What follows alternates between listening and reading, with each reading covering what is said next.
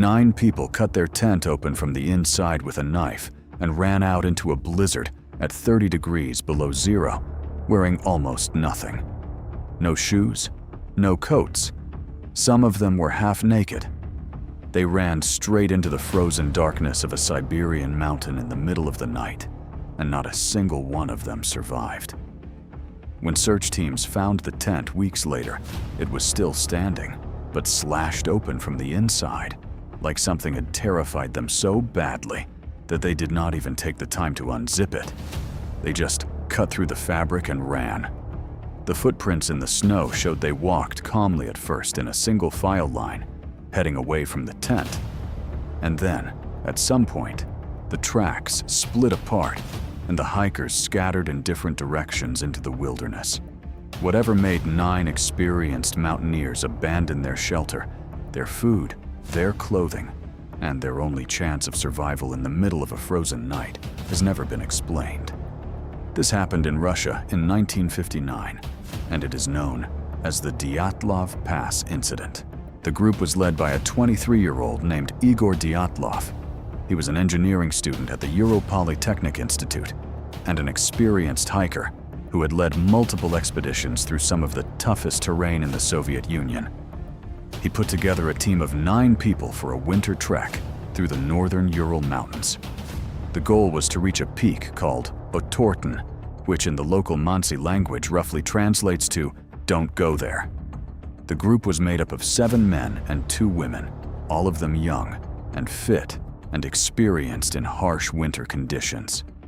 Most were fellow students or recent graduates, and they had trained for this. They knew the cold, and they knew the mountains, and they had all the right equipment. On January 27, 1959, the group set out from a small settlement called Vizhai and headed north into the wilderness. One member named Yuri Yudin turned back early due to knee pain. That decision saved his life. He was the only one who made it home. On the evening of February 1st, the group set up camp on the slope of a mountain called Kholat Syakhl, which in the Mansi language means dead mountain. They pitched their tent on an exposed slope rather than moving down into the tree line, where they would have had more shelter from the wind.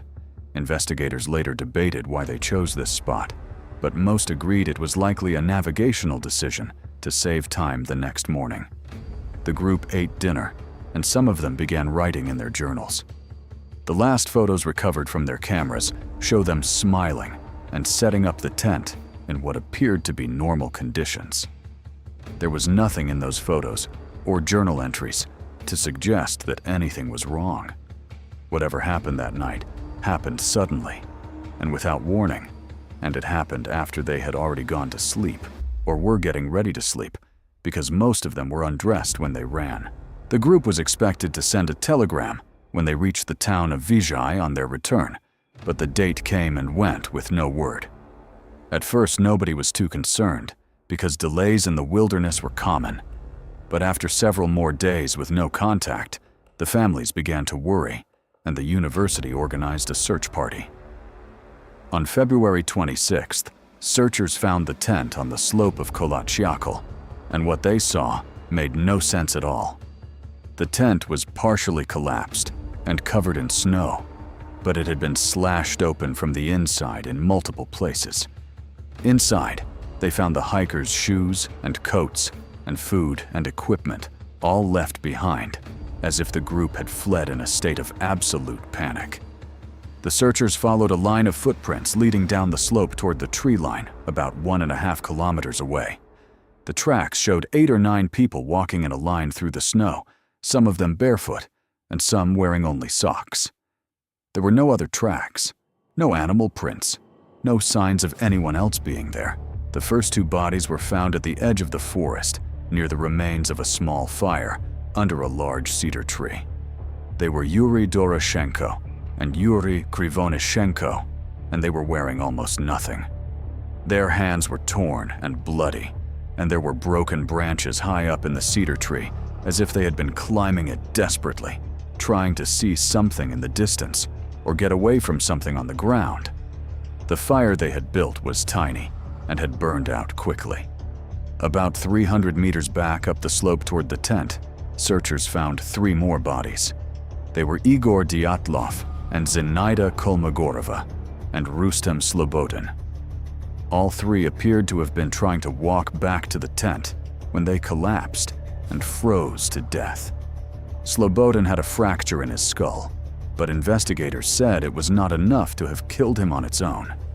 These 5 bodies were found within the first week of the search. The other 4 would not be found for another 2 months. In May 1959, after the snow began to melt, searchers discovered the remaining 4 bodies in a ravine about 75 meters from the cedar tree, buried under 4 meters of snow. What they found horrified everyone involved in the investigation. Lyudmila Dubinina had massive chest trauma with multiple broken ribs, crushed inward with a force that the medical examiner compared to a car crash. Semyon Zolotaryov had similar injuries with his chest crushed and ribs broken. Nikolai Thibault-Brignol had severe skull fractures. The doctor who performed the autopsies said the force required to cause these injuries was far beyond what a human being could produce with their hands. There were no external wounds on the skin to match the internal damage, which meant the force came from something that crushed them without leaving a mark on the outside. And then there was Dubinina. Her tongue was completely missing. Not bitten off, not torn, just gone along with part of the floor of her mouth and her lips. The Soviet investigation that followed was strange from the beginning. Authorities initially classified the case as a criminal matter, but within months, they quietly closed it with a conclusion that made almost no sense. The official cause of death for all 9 hikers was listed as a compelling natural force.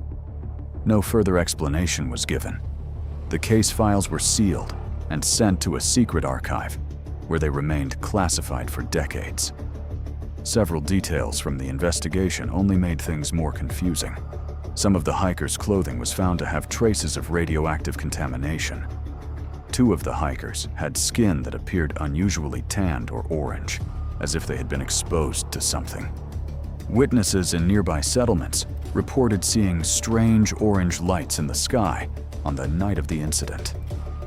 Some Mansi people who lived in the area told investigators they had seen glowing orbs floating over the mountains that winter. The investigators wrote all of this down, and then the government shut the case and told everyone to stop asking questions. For decades, people have tried to explain what happened on that mountain, and the theories range from plausible to terrifying. The most common scientific explanation is an avalanche. A small slab avalanche could have hit the tent in the night, causing the crush injuries and panicking the group into fleeing. But many avalanche experts have pointed out that the slope was not steep enough, and there were no signs of avalanche debris, and the footprints outside the tent were orderly, not chaotic. Another theory suggests a military weapons test. The Soviet Union was known to conduct secret tests in the Ural region, and the radioactive contamination and strange lights in the sky could support this. Some believe the hikers stumbled onto a restricted military zone and were killed to keep it secret. The indigenous Mansi people were briefly suspected of attacking the group, but there was zero evidence of any other humans near the tent. More extreme theories involve infrasound, caused by wind patterns that can trigger intense feelings of panic and dread in humans. And then there are those who believe something happened on that mountain that no theory can fully explain. In 2019, the Russian government reopened the investigation for the first time in 60 years. Prosecutors revisited the site and conducted new forensic analysis of the evidence.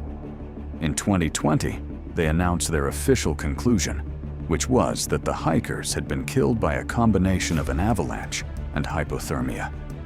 They said a delayed slab avalanche struck the tent in the middle of the night, and the hikers cut their way out in a panic and fled into the darkness, where they froze to death or died from injuries caused by the snow. The families and many researchers rejected this explanation almost immediately. They argued that it did not account for the missing tongue, or the radioactive clothing, or the strange lights, or the fact that some of the injuries were too severe to be caused by a small avalanche. Many felt the Russian government had simply chosen the most convenient explanation to finally close a case that had embarrassed them for decades. Independent investigators continue to study the case, and new theories and analysis are published every year. More than 65 years have passed since 9 young people walked into the Ural Mountains and never came back. The mountain where they died still carries the name they gave it after the investigation: Dyatlov Pass. It sits in one of the most remote and empty places in Russia, surrounded by nothing but forest and snow and silence. Every few years, someone makes the trek up to the pass and stands where the tent once stood and looks out at the same frozen landscape those 9 hikers saw on their last night alive. The wind still howls across that slope, the same way it did in February 1959. The trees at the edge of the forest still bend under the weight of the snow. And the question that has haunted investigators and families, and anyone who has ever read about this case, remains exactly the same as it was on the day they found the tent. What happened on that mountain? What made 9 people slash open their shelter and run barefoot into the coldest night of the year with no chance of survival? Something did. And after 6 decades of searching and theorizing and arguing and reopening the case, the answer is still buried somewhere in the snow.